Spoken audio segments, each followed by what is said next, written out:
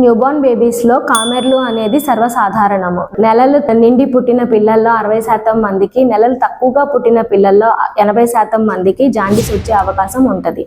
దీనిని ఏదో ప్రాబ్లంగా, మేజర్ ఇష్యూగా తీసుకోకుండా దీనికి ఎలాగ చేయాలి అనేది డాక్టర్ గారిని సంప్రదించి డాక్టర్ గారి హెల్ప్తో ఫాలో అవ్వటం అనేది చాలా మంచిది.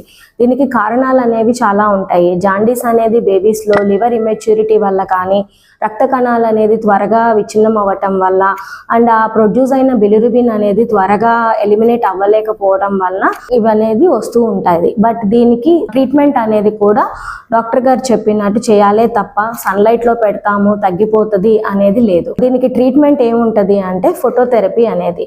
ఫోటోథెరపీ లైట్ అంటే యూవీ లైట్స్ అనమాట. బేబీస్కి జాండీస్ని తగ్గించడం కోసం తయారు చేయబడినవి అనమాట.